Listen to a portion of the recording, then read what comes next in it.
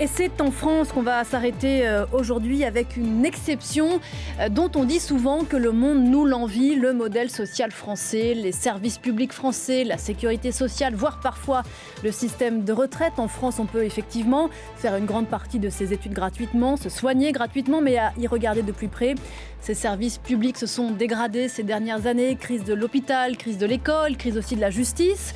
Alors que se pose la question des moyens alloués par l'État sur fond de débat du budget, le gouvernement veut couper précisément dans la dépense publique pour faire baisser la dette, au risque de mettre le modèle français en péril ou d'aggraver la crise. On pose la question à nos invités jusqu'à 10h45, Damien Baldin et Luc Faré. Bonjour messieurs, merci d'être là.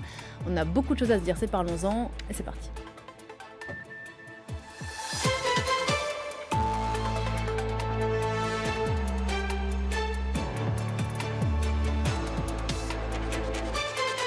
Bonjour Damien Baldin. Bonjour. Bienvenue sur ce plateau. Vous êtes historien et par ailleurs directeur général de la France s'engage, fondation lancée par l'ancien président François Hollande en 2014 qui promeut l'innovation sociale. Bonjour Luc Faré. Bonjour. Secrétaire général de l'UNSA, fonction publique. J'ai en introduction dit les termes de la discussion, mais je voudrais qu'on commence d'abord par un constat, par un tableau, si vous voulez bien. Et si on peut se mettre d'accord sur les termes, c'est quoi pour vous le modèle social français? Damien Baldin, vaste question. Le modèle social français, il repose d'abord sur l'action de l'État, qui répond à des besoins essentiels de la population. Il répond aussi à une volonté politique très ancienne, qui date de la Révolution française, qui date de la Déclaration des droits de l'homme et du citoyen, qui a été rappelée dans le préambule de la Constitution de 1946, et qui vise à assurer l'émancipation, la sécurité matérielle des habitants, et que c'est par l'action de l'État qu'en France, eh bien, nous assurons cette sécurité sociale, cette sécurité matérielle, l'accès au repos, aux loisirs, la non-discrimination à l'emploi, bref, tous ces enjeux qui sont essentiels. Mais moi, ce que j'aimerais aussi rappeler dans ce modèle social français, c'est qu'au-delà de l'action des services publics, il y a aussi en France la mobilisation des citoyens qui, à leur manière, par leur engagement dans des associations, assurent aussi des actions d'intérêt général. Et cela, souvent, on l'oublie trop. Les Français se mobilisent aussi eux-mêmes pour prolonger l'action de l'État et des pouvoirs publics. Et c'est de cela, ce matin, que nous pourrions aussi parler. C'est ça, pour vous, la définition du modèle social à la française, qu'on nous envie souvent à l'étranger? Effectivement, on nous envie à l'étranger tous les services publics, toute la fonction publique. Par exemple, je dis souvent qu'un investisseur étranger, lorsqu'il voit la France, pourquoi il choisit la France aujourd'hui? Eh bien, il choisit la France parce qu'il y a la qualité des services publics. Il regarde. On peut se soigner, vous l'avez rappelé tout à l'heure, gratuitement. On peut avoir une école gratuite. Aujourd'hui, on travaille sur la petite enfance, comment mieux accueillir les jeunes enfants. Donc, ce sont tous ces services que nous rendons, que la France rend à sa population dans le cadre d'un intérêt général. Et ça va un peu plus loin, puisque dans le modèle social, il y a aussi la volonté de redistribuer une part de la richesse via les systèmes qui existent, comme la sécurité sociale, comme le système de retraite, comme les services publics et la fonction publique. La sécurité sociale, le système de retraite dont on connaît les difficultés. Et là, on en vient à la deuxième question fondamentale dans cette discussion. En quoi ce modèle serait en crise selon vous, Damien Baldin, et quelle forme prendrait cette crise? Je pense qu'il y a aujourd'hui en France une insatisfaction face à la réponse de l'État et des pouvoirs publics à ce qu'on peut appeler les épreuves de vie que traversent les Français. Il y a, au-delà de ce qu'assure l'État, au-delà de ce qu'assurent les services publics, réellement une impression, un sentiment un sentiment d'insatisfaction qui est notamment très clair vis-à-vis de l'école. L'école est le service public le plus fondamental, avec une présence territoriale absolument extraordinaire dont on ne parle pas assez. Et pourtant, il y a une insatisfaction par rapport aux discriminations que peuvent subir les élèves des classes populaires dans l'accès aux études supérieures. Qui sont une réalité, qui ne sont pas qu'un sentiment ou l'impression. Qui sont une réalité. Et l'enjeu ici, c'est de se dire qu'est-ce qu'on peut faire aujourd'hui pour assurer le dernier kilomètre, pour répondre à des aspirations qui n'étaient pas forcément visibles il y a 50 ans. Comment on fait aussi pour beaucoup plus individualiser ? Il y a, à mon avis, un enjeu d'individualisation du service public. Et cela, c'est, d'après moi, quelque chose d'assez nouveau et qui est un défi pour l'État, mais aussi pour les citoyens, de pouvoir, au-delà du soutien massif, général qu'assure l'État par les services publics, comment on arrive aussi à répondre à la spécificité de chaque citoyen. Avant d'arriver sur les solutions, je voudrais qu'on reste encore un moment sur le constat d'un modèle social fragilisé. Damien Baldin, Luc Faré parlent d'insatisfaction, d'impression. On a dépassé le stade quand même du ressentiment. Il y a quand même une crise réelle. Alors je ne sais pas s'il y a une crise ou s'il y a une représentation de problèmes qu'on cumule et qu'on montre du doigt au fur et à mesure. Globalement, le système de la fonction publique fonctionne. L'école fonctionne, même si le sentiment que l'ascenseur social ne remplit pas son rôle, et ça c'est une réalité. Oui, il y a des différences et on essaye de trouver des réponses pour permettre à tous les jeunes de progresser et d'avoir accès à des études supérieures. Oui, il y a une difficulté sur les discriminations dans notre pays, mais il y a aussi une difficulté par rapport aux moyens que l'on essaye de donner pour la fonction publique. Vous allez me dire, c'est contradictoire avec la question du coût.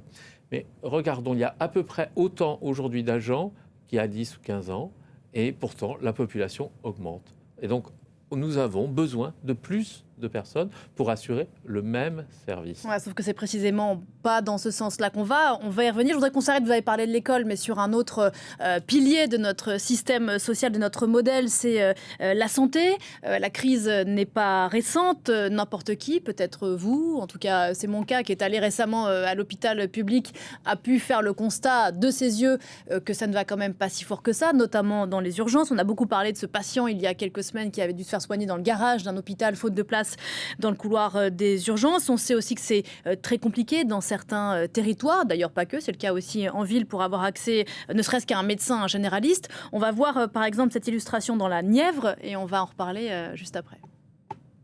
Monter un hôpital en plein désert médical, l'image tient presque du mirage. À Decize, dans la Nièvre, la municipalité a transformé sa salle des fêtes en hôpital de campagne le temps d'une journée. J'ai un bobo, si on peut dire, à la joue et je suis pas dermatologue. Moi, je viens voir un cardiologue. Ça fait au mois de mai, j'ai eu une attaque cardiaque. Car Decize souhaite interpeller l'État. La commune se situe dans l'un des plus importants déserts médicaux français. En 5 ans, la Nièvre a perdu 50 médecins. On est tous dans le même bateau, tous dans la même galère de ce désastre qui est aujourd'hui cette situation où les gens n'ont pas de médecin pour se soigner.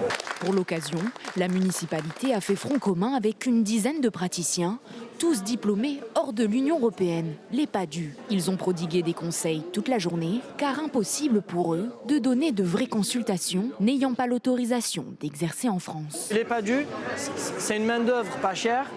Ça arrange les deux parties, et l'hôpital et le gouvernement. Ce qu'on veut, c'est juste une loi qui nous permettrait d'exercer, de continuer ce qu'on fait déjà. Il y a 1 an, le département avait déjà mis en place un pont aérien entre Nevers et Dijon pour envoyer des médecins en renfort.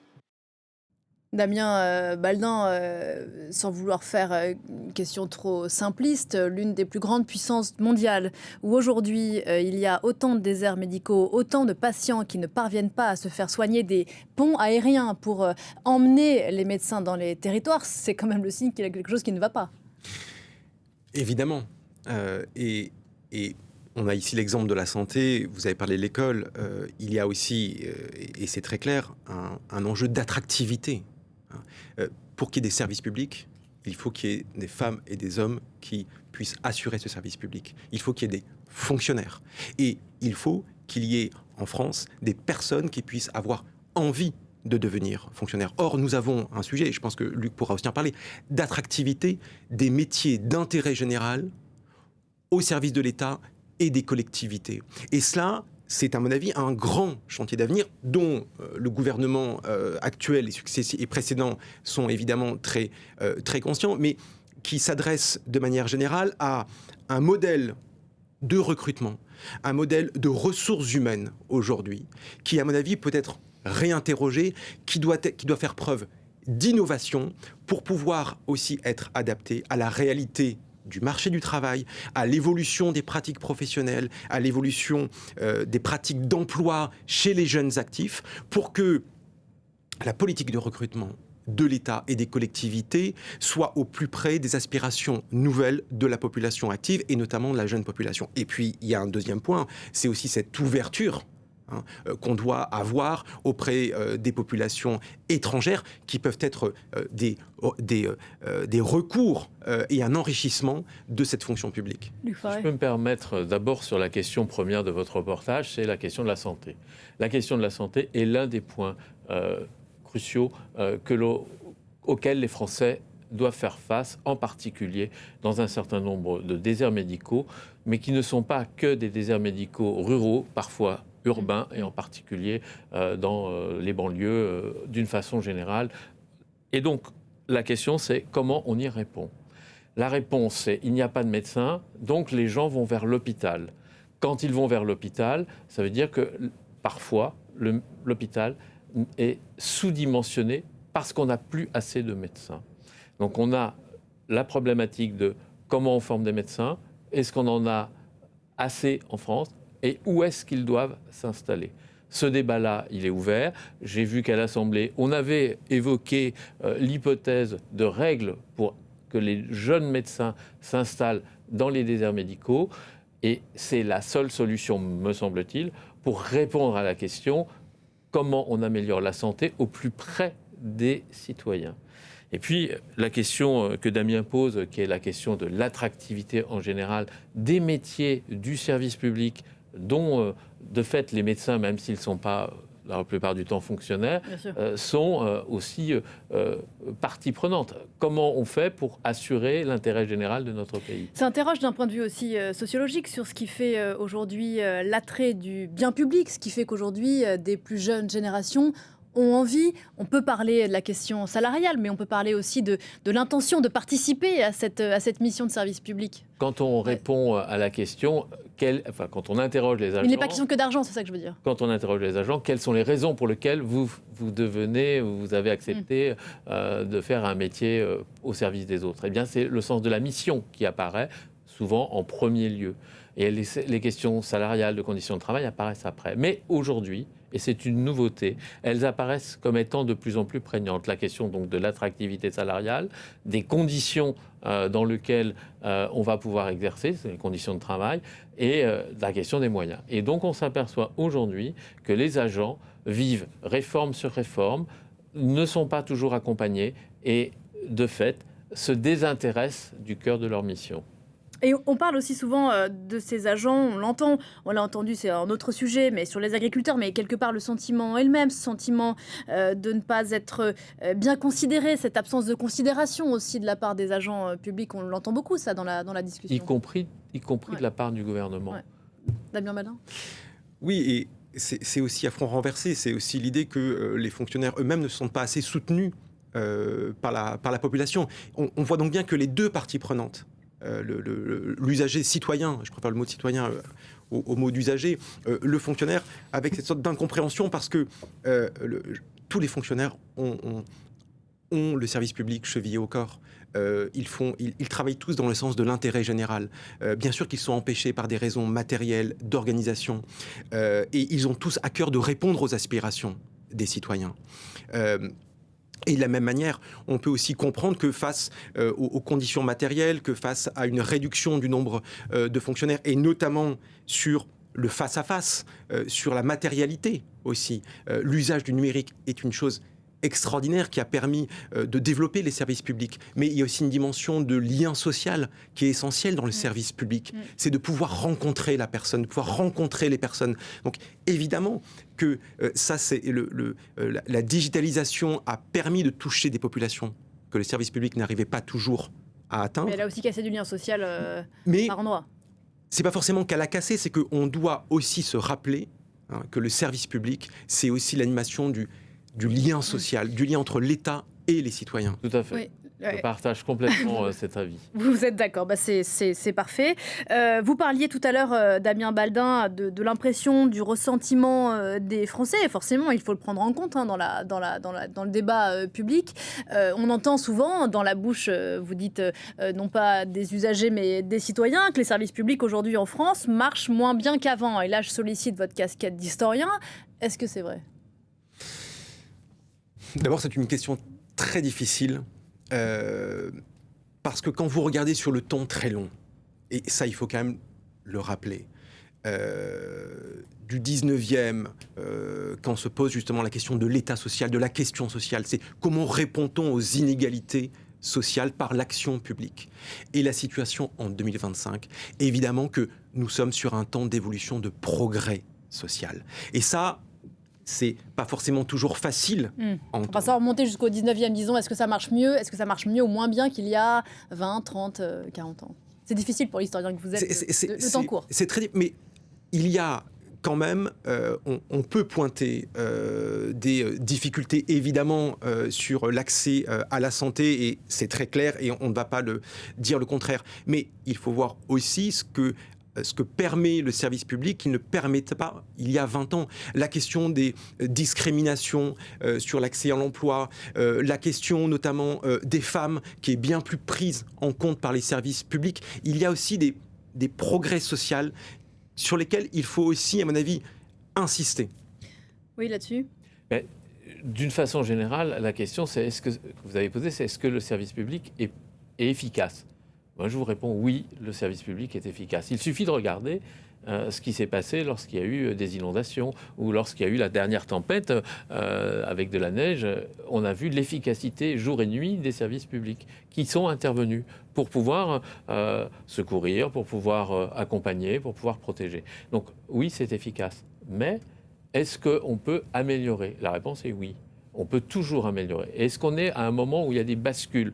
Oui, on est à un moment où il y a des bascules, et le numérique dont vous avez parlé à l'instant fait partie des bascules. Mais ne pas oublier que ce n'est pas parce qu'on numérise un service ou qu'on avance sur l'utilisation de ces outils qu'on doit supprimer des postes. On ne doit, au contraire, renforcer l'accompagnement des citoyens au plus près du terrain, devrais-je dire, au plus près de chaque lieu d'habitation. Alors, à propos de suppression de postes, Luc Faré, dans le projet de budget 2025, dont on connaît les débats houleux et le contexte politique, mais ce n'est pas le sujet de cette discussion, le gouvernement a proposé de supprimer 4000 postes d'enseignants dans la fonction publique à l'école qui est déjà pénalisée par des manques d'enseignants, de moins en moins de candidats au concours, des fermetures des classes. Là non plus, quand même, vous le disiez que c'était un des piliers de notre modèle social. À l'école, c'est compliqué, sans parler des instituteurs qui demandent aux parents, ça peut paraître anecdotique, mais d'apporter de plus en plus de matériel, là où avant, à l'école fournissait tout. Ça dit quelque chose aussi de l'état du pays.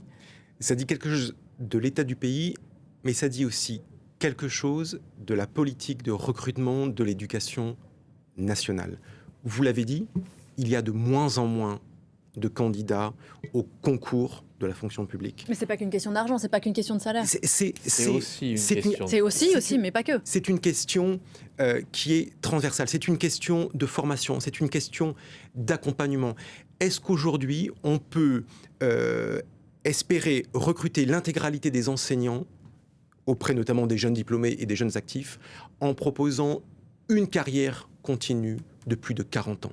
Est-ce qu'aujourd'hui, il n'y a pas d'autres solutions pour pouvoir diversifier le type de carrière dans l'éducation nationale, pour avoir des plans de formation qui sont bien plus élaborés ? Vous imaginez que la France est le pays de l'OCDE qui offre le moins de formation continue aux enseignants. La France est dernière au classement de la formation continue des enseignants du second degré. Or, aujourd'hui, pour se sentir bien dans son métier, on a besoin d'être accompagné, de se sentir accompagné par son employeur, par le recruteur. Et là, je pense aussi que ces questions-là, au-delà du nombre de postes, c'est Quels enseignants voulons-nous? Pour quelle mission? Avec quelle formation et quelle évolution de carrière? Enfin là, le message qu'envoie le gouvernement, c'est quand même dans une école en difficulté, supprimons encore des postes pour faire des économies. Supprimons des postes, puisqu'on supprime 4000 postes, et essentiellement dans les écoles primaires et maternelles. Donc nous, on regrette et on condamne. Et vous pesez vos mots. Mais ça va plus loin, puisque par rapport à cette question d'attractivité, le gouvernement décide de punir les agents qui sont malades. Les agents qui sont malades vont devoir payer davantage ou être moins rémunérés, payer donc leur maladie et être moins rémunérés pendant leur congé. Avec le nombre de jours de carence des fonctionnaires. Pour un jour de carence qui était un acquis jusque-là, et de baisser le salaire de 10% pendant les jours de maladie. Et ce n'est pas comme ça qu'on va rendre attractifs les métiers. Parce que qu'est-ce que regardent les jeunes qui sont diplômés? Les jeunes qui sont diplômés, ils regardent le salaire. Le salaire est moindre aujourd'hui à niveau de formation égale dans la fonction publique. Ils regardent la couverture sociale, elle est moins bonne dans la fonction publique. Ils regardent les conditions de carrière et d'évolution de carrière.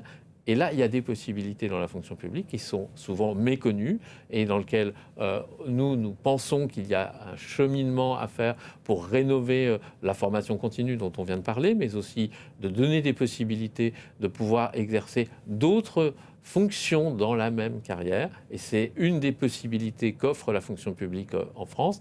Et là, nous avons des cheminements à condition que le gouvernement essaye de travailler sur la gestion prévisionnelle des emplois, la GPEC, à condition qu'on travaille sur la formation, à condition qu'on travaille sur la notion de diplôme en cours de carrière. Et nous pensons qu'aujourd'hui, choisir la fonction publique, c'est un élément important pour notre pays. Donc il faut donner les moyens pour que les jeunes aient envie de rejoindre la fonction publique. Donc pour l'instant, ça n'en prend tellement pas le chemin que la fonction publique va se mettre en grève ici en France le 5 décembre contre l'augmentation des jours de carence, la diminution de l'indemnisation de l'arrêt maladie, la suppression de l'indemnité de garantie. On a parlé de l'école, on évoquait la santé tout à l'heure, 5 milliards d'euros d'économies sur les dépenses d'assurance maladie. A priori, le constat qu'on a fait depuis la demi-heure qu'on se parle ne va pas aller s'améliorant. Moins il y a d'argent, on peut imaginer que moins ces services publics fonctionnent. C'est trop simpliste. Non, évidemment qu'assurer un service public, c'est assurer une dépense publique. Et il y a aussi, je pense, nous sommes dans un temps où il faut redonner un sens politique à la dépense publique. Pour quels objectifs? Pour répondre à quelles aspirations des Français? Se mettre d'accord sur les aspirations des Français. Je parlais notamment de la question de l'individualisation. Et c'est en fixant des objectifs politiques à cette dépense que nous serons plus à même de légitimer des recettes.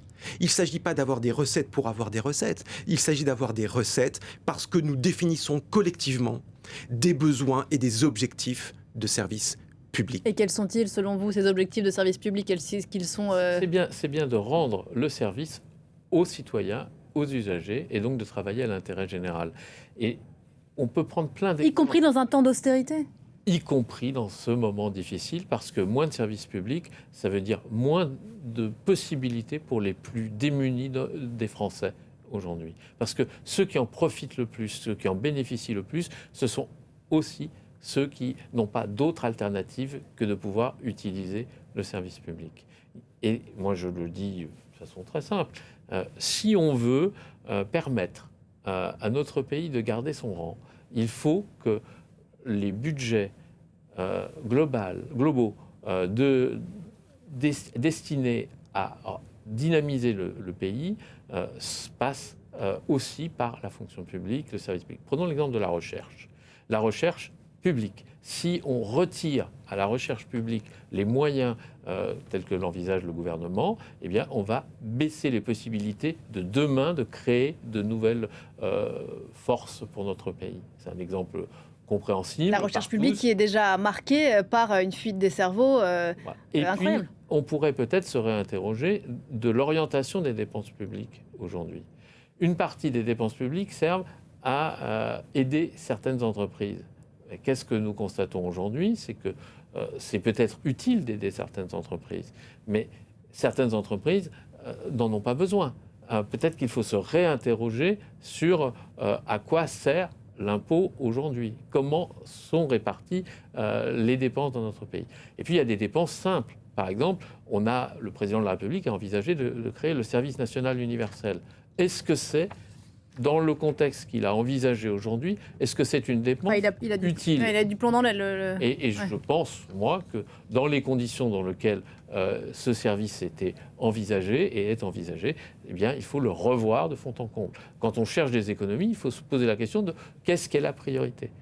On pense que la priorité peut porter sur des nouveaux services publics, qu'ils concernent les plus jeunes, la petite enfance, ou les plus anciens de notre société. La dépendance, par exemple. On a une société qui vieillit. On peut envisager de créer un vrai service public de la dépendance. Mais j'entends bien la théorie, justement, le bien vieillir en France, c'est un sujet aussi sur lequel on va s'arrêter dans quelques instants, juste après la pause. Et on va voir dans le reportage qu'on va diffuser que là aussi, c'est un sujet compliqué en ce moment. On se retrouve dans 2 minutes pour poursuivre cette discussion.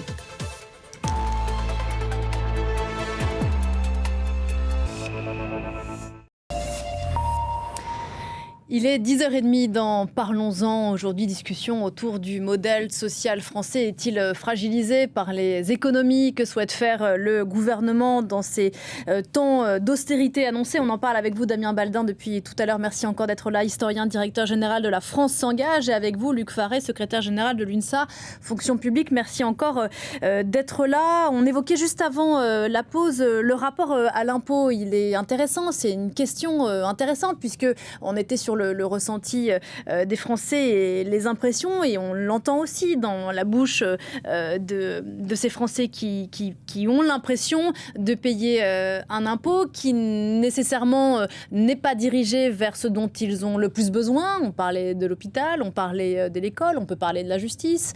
Est-ce qu'effectivement il y a quelque chose qui évolue là dans le rapport de la contribution collective à l'effort qui devrait bénéficier à tous? C'est ainsi que était défini le modèle français, comme vous l'avez rappelé tout à l'heure.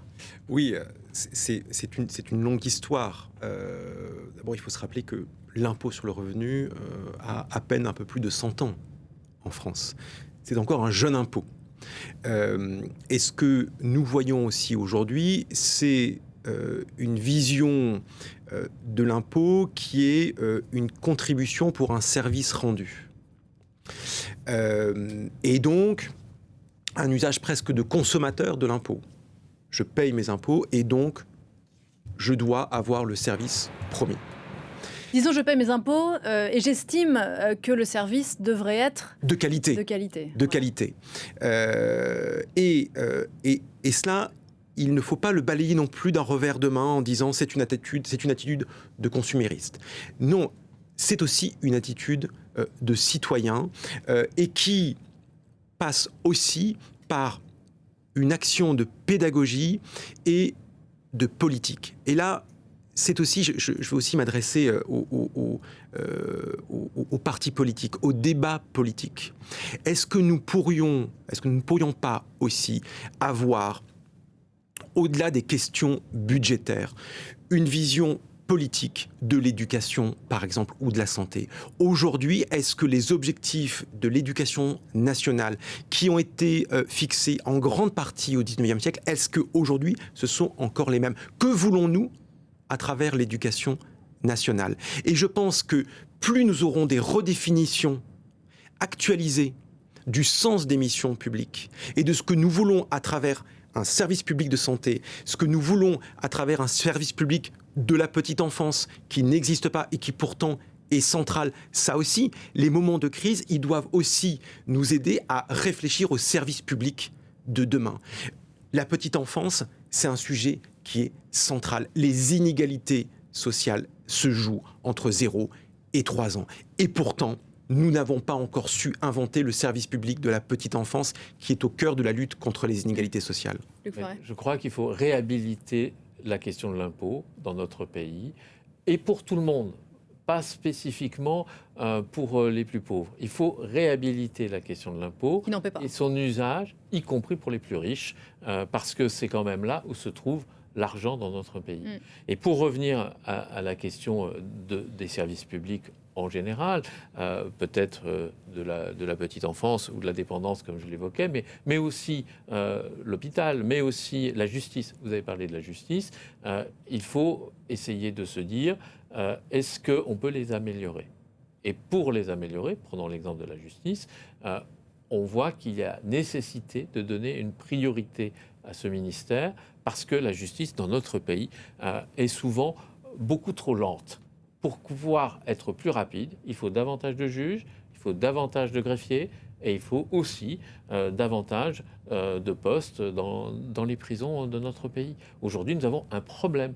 Nous sommes montrés du doigt parce que les conditions de vie dans les prisons sont déplorables dans notre pays parce qu'il y a une surpopulation carcérale. Donc on doit faire un effort. Et ça, ça coûte de l'argent.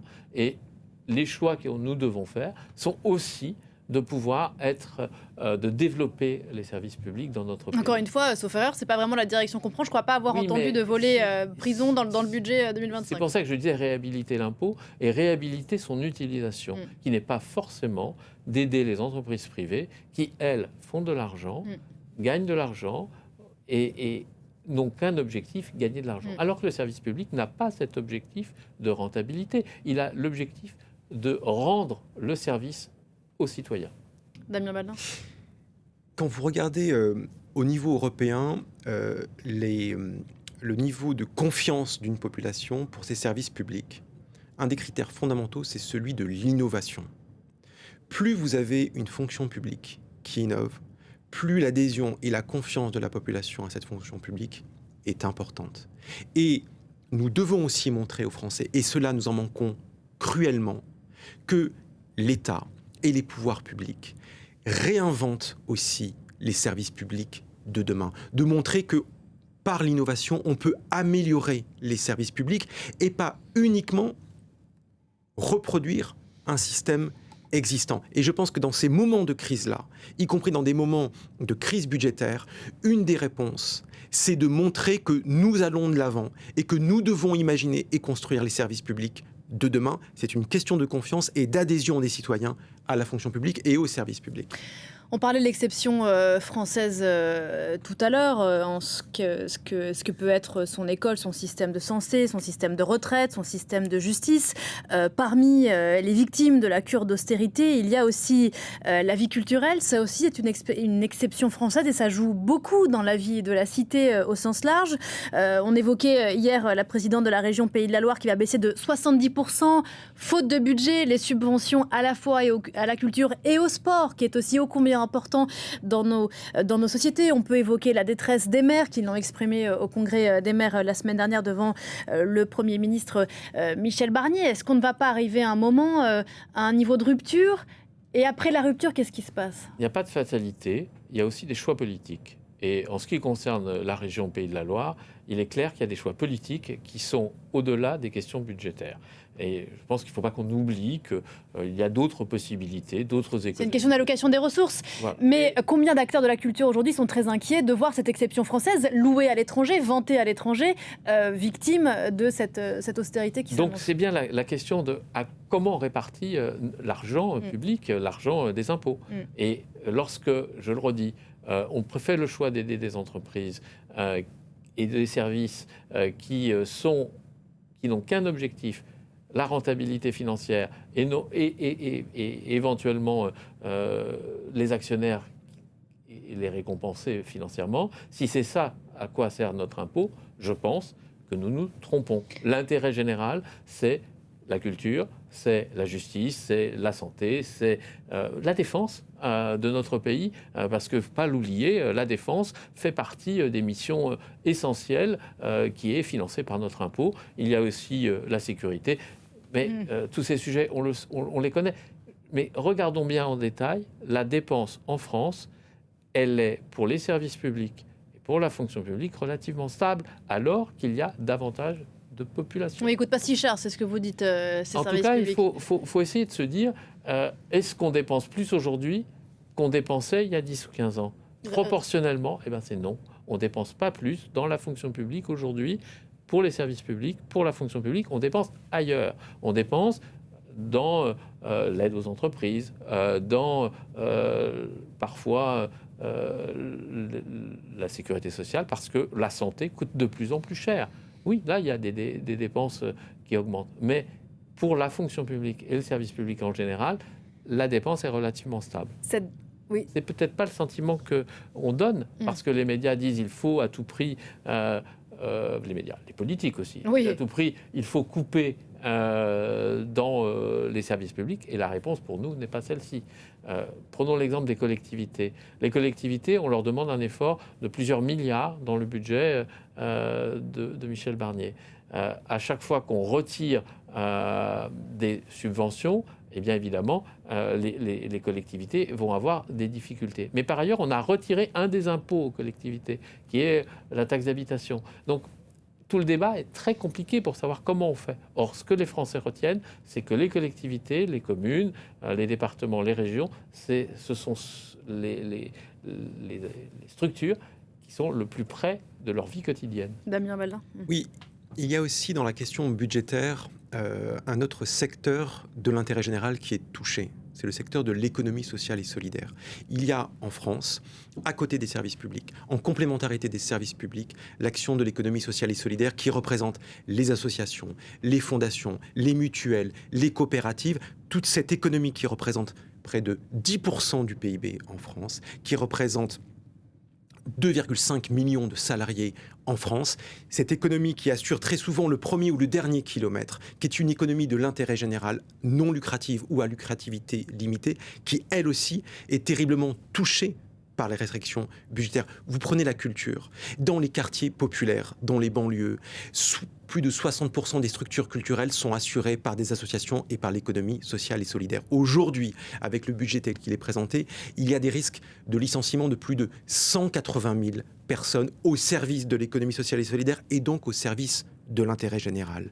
Et ça, c'est un point extrêmement important et qui est aussi un point politique. Vous l'avez dit à propos de la politique culturelle dans la région des Pays de la Loire. Mais quand vous voyez qu'à l'Assemblée nationale, des députés du Rassemblement national demandent à l'État de cesser toute subvention à l'économie sociale et solidaire, alors que vous demandez à n'importe quel élu l'importance primordiale d'une association pour assurer le périscolaire, pour assurer le soutien aux personnes âgées, ça, c'est un point essentiel qu'il ne faut pas oublier. Il y a les services publics, il y a aussi l'économie sociale et solidaire. C'est si vrai que lorsqu'il y a eu des émeutes il y a 1 an et demi en France, on a regardé les endroits où il y avait eu des émeutes et les endroits où il n'y en avait pas eu d'émeutes. Les endroits où il n'y a pas eu d'émeutes, c'est là où il y a le plus d'associations qui fonctionnent. D'autant que la dégradation, et c'est là que le serpent se mord la queue, la dégradation des services publics, c'est justement un ressort du vote de mécontentement et de la poussée populiste. Donc il y a quelque chose de l'ordre du cercle là-dedans. Oui, parce que plus on éloigne les services publics des citoyens, plus ils se disent « on m'abandonne ». Mais dans les services publics, on constate qu'il y a la santé, dont on a beaucoup parlé, la Poste, qui ferme de plus en plus de bureaux partout, et d'autres services comme toutes les trésoreries qui se sont retrouvées vers les chefs-lieux ou vers, en tout cas, vers les préfectures. Pour vous reposer la question que je posais tout à l'heure, est-ce que vous ne sentez pas, Damien Baldin, on entend bien depuis le début de cette discussion que vous dites il faudrait, on devrait repenser, etc. Mais là, dans le plus court terme, est-ce qu'on ne va pas bientôt toucher le point de rupture ? Et qu'est-ce qui se passe quand on a dépassé le point de rupture, quand on peut se faire soigner difficilement, quand il y a des classes qui ferment, quand les associations de quartier ferment faute de subventions publiques, quand on ne peut plus faire du sport subventionné avec de l'argent public. Qu'est-ce que devient une société et qu'est-ce que devient ce modèle ? C'est une crise politique à laquelle je n'ai pas de solution ici, si ce n'est de vous dire qu'il y a des solutions qui existent et que c'est de la responsabilité des dirigeants politiques de ce pays et, in fine, du vote des citoyens. Sur la question, vous l'avez dit, il y a un mécontentement des services publics et pourtant, le parti qui est porté en tête est celui qui, par son comportement et par les amendements qu'il dépose, ne semble vouloir ni consolider les services publics, ni soutenir l'économie sociale et solidaire. Et donc, il revient aux forces progressistes politiques, de pouvoir aussi proposer justement des changements, des évolutions pour répondre à ce mécontentement. Pardon, mais il ne me semble pas que ni l'hôpital, ni l'école, ni la justice ne soient non plus martelés matin après matin dans les interviews de responsables politiques aujourd'hui en France, quels qu'ils soient, progressistes ou... C'est bien là le drame aujourd'hui, c'est-à-dire qu'on a noté les difficultés, on connaît les difficultés, mais le politique n'y répond pas. Et on a l'exemple de la santé. La santé aujourd'hui... si on ferme des lits à l'hôpital, c'est parce qu'on a un problème budgétaire, mais on a aussi un problème de formation et de personnel pour pouvoir recruter des agents. Et donc, on est sur tous les sujets que nous venons d'évoquer, les questions d'attractivité, les questions d'engagement pour des jeunes vis-à-vis des métiers de la fonction publique, et donc aussi du financement. Et donc, ça veut dire que... au niveau de notre pays, nous devons collectivement se reposer la question de savoir est-ce qu'on fait un effort pour nos services publics, investir pour l'avenir. En 2 mots, Damien Baldin, encore une fois, ce n'est pas le chemin qu'on prend sur le court terme. L'effort, réinvestir. Non, la politique publique se désengage de l'innovation sociale. Regardez France 2030 qui propose des investissements d'avenir pour améliorer la compétitivité de la France. Regardez le rapport de Mario Draghi qui rappelle que l'innovation est une nécessité pour assurer la prospérité économique de l'Europe. Rien sur l'innovation sociale. Voilà, ce que vous voulez dire, c'est qu'on ne pourra pas dire qu'on ne l'a pas dit. Exactement, voilà. J'étais là pour ça. Merci beaucoup. Merci à tous les deux. Damien Baldin, directeur général de la France s'engage, et Luc Faré, secrétaire général de l'UNSA Fonction publique. Cette grève donc annoncée pour le 5 décembre dans la fonction publique, elle devrait être suivie, très suivie. On imagine. Merci beaucoup. Une émission à retrouver bien sûr en replay sur le site internet de France 24. Tout de suite, c'est notre grand format qui nous emmène sur un tout autre sujet. En Thaïlande, où les Russes investissent ce pays depuis le début de l'invasion de l'Ukraine, et pas nécessairement pour des vacances. C'est le grand format signé William de Tamaris. On se retrouve dans un quart d'heure pour la suite de ce rendez-vous d'info.